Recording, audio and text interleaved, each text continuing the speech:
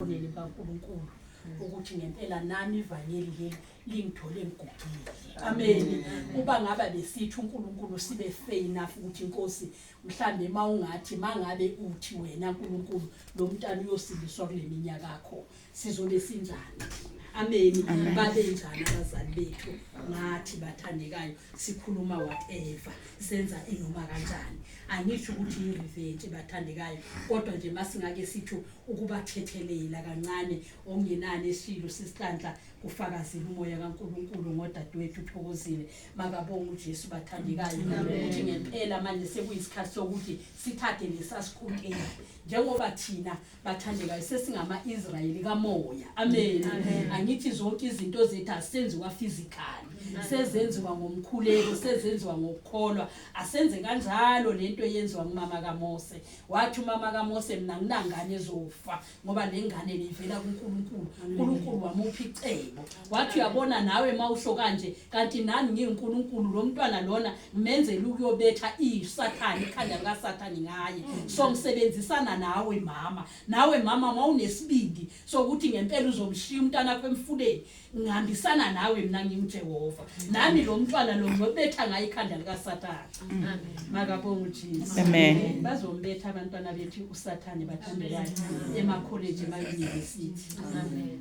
Emisebenzini abasebenza kuyo ngani ngoba izwi seliphumile bangcwele yithi izwi imbewu yowesifazana. Haleluya. Yezochoboza ikhanda likaDraco. Amen. Kuba imbewu yakho ngempela ile mbewu eshiwe izwi lenkosi ungakhathazeki. Amen. Isiprofeto sesiphumile ngoba izwi lenkosi lithi nje imbewu yosifazana yiyo yochoboza ikhanda lenyoka. Amen. Angishumayeli ngaloko bathandekayo kuyembuleka kumele umoya kaNkulunkulu uma uthe wasebenza sonke siufakazela. Amen. Ngoba vele usuke ekhuluma nathi uJehova angithi yithe sizile bathandekayo sine appointment noNkulunkulu kule ndawo emzini wakwaBhila. Amen.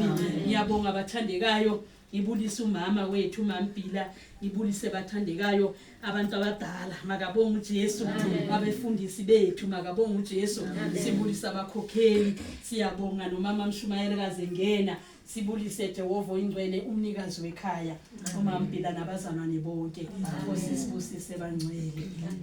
Namhlanje njena kuyokwaba lelinye ilanga elingafana namanye amalanga.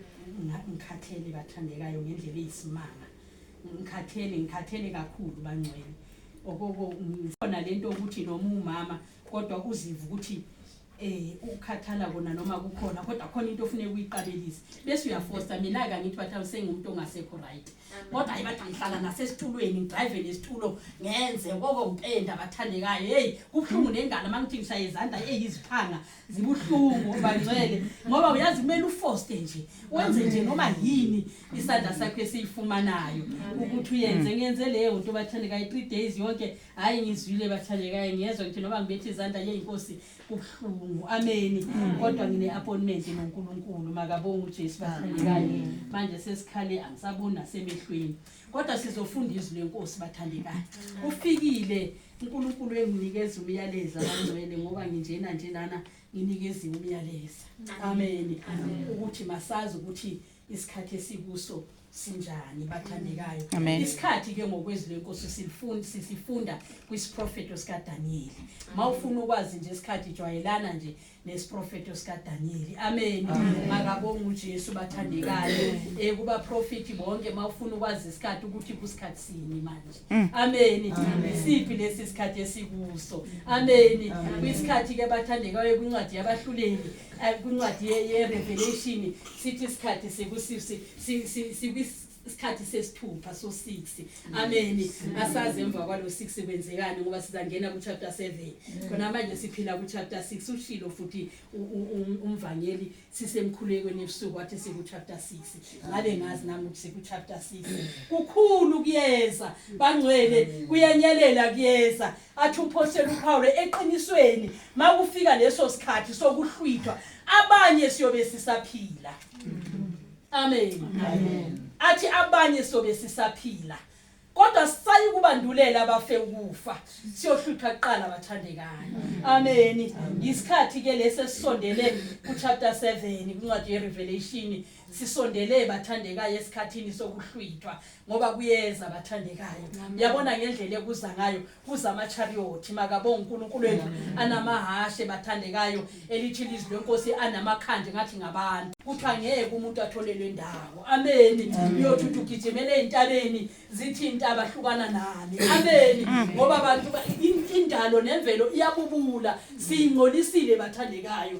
Kuthiwa umnyumzalwane efakaza esithi ngisho nesihlahla mawuthe kwenzeka izinto mhlambe noma sisithanda ukuncika naphansi kwesihlahla sesengabantwana siqabuzane isihlahla naso siyifuni lento ngoba uyasingcolisa naso yiko lokho sothi mathi ugijimela kusongela langa sithi ngeke sekulate angifune ukungcoliswa nguwe nentaba ithi angifune ukungcoliswa nguwe khona manje siyingcolisile imvelo ithi ilizwi lenkosi nemvelo iyabubula ithi kodwa kube amen ayasingcolisa thina besithanda ukudumisa kodwa manje nami imithi yabo bayilahlela emifuleni. Amen. Bayokwenza ama rituals elwandle makabonga uKristu Jesu besithanda imvelo ithi besithanda uNkulunkulu wethu ukudumisa kodwa balalana etshanini lwakho. Amen. Yiko lokho niyawuthi ilizwi lenkosi bathandekayo siyawuthi nangezikhathi zogcina uthi ubalekele emaweni uthi mawa ngigqibeni athi amawa ngeke icala lakho lizoxoxa yithi hamba oyimela. Amen.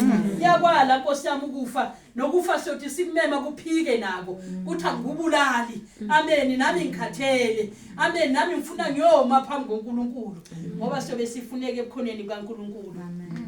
Sofunda incwadi kaDaniel bathandekayo izochaza ngebandla esizilo. Amen. Ngoba yikhathi zogcina lezi ukwembula kwezimfihlakalo. Yakhatha imfihlakalo is a mystery. Ukwembula kwezimfihlakalo bathandekayo. Incwadi kaDaniel chapter 2 sizofunda isihloko sithi iphupho likaNebukadnezar. Izwi lenkosi bathanda iphupho likaNebukadnezar. uNebukadnezar kwakuyinkosi bathanda yayiphiwa amandla kakhulu uNkulunkulu ngoba nguye owehlisa anyusa amakhosi. Iyangicela uhlale njengoba usezofundela ufunde verse 1 namafunda verse 1. Ngomnyaka wesibili wokubusa kukaNebukadnezar uNebukadnezar waphupha amaphupho. Umoya wakhe wakhathazeka nobuthongo bakhe bambalekela. Yayisiyaleza inkosi ukuba kubizwe izanusi nabathwebulayo nabalumbi namakhaledi ukuba bachazele inkosi amaphupho ayo. Bangena bema phambi kwenkosi. Inkosi yayisithi kubo, ngiphuphe iphupho. Umoya wami ukhathazekile ukulazi iphupho. Ayesekhuluma amakhaledi enkosini ngesi-Aramu athi, mana njalo Nkosi, yisho ezincekwini zakho iphupho thina sibonise incazelo. Amen. Amen. Ngithanda ke lamazwi ananjalo uthi ngirelax. Amen. Amen. Lithi ilizwi lenkosi wayekhathazekile wabhalekelwa nawo ubuthongo. Kodwa manje umuntu ongenalwazi isanuse ngoba wababiza bonke ayazange abadlele jelasi lobaba wababiza bonke wabiza izazi wabiza izanuse wabiza nabalungi wabiza namakhaledi. Amen. Wathi nje ngitsheleni iphupha qala nje lobaba uyayifastreka lento uthi ngiceleni ningitshela iphupha qala andi ukuthi nizongitshela incazelo. Bamtshela kahle bathi relax Nkosi kodwa bathi akekho umuntu ongayichaza lento ukuthi aqale ngokutshela iphupho bese azokutshela incazelo. Bathi akekho futhi angeke umthole. Amen. Kula singena khona thina singena kulo gap yokuxazulula abathandekayo izinto okuphazi nakwenzeka. Amen. Singena sirevezisa zona lezi zinto okuthiwa lena ke iujwayele lomndeni abantwana baleli ikhaya baphathwa ikhanda bashone. Sifike thina nezwi lenkosi ngoba sifika ngoJehova ophilayo. Sifika negazi lika Jesu bathandekayo. Elithi igazi lika Jesu lingena la kungangenwa khona. Liphuma la kungaphume khona. Makabonga uNkulunkulu bathandekayo. Mana njalo Nkosi wena chaza nje iphupha sizokutshela incazelo. Bathandekayo indaba yami kayikho lapho.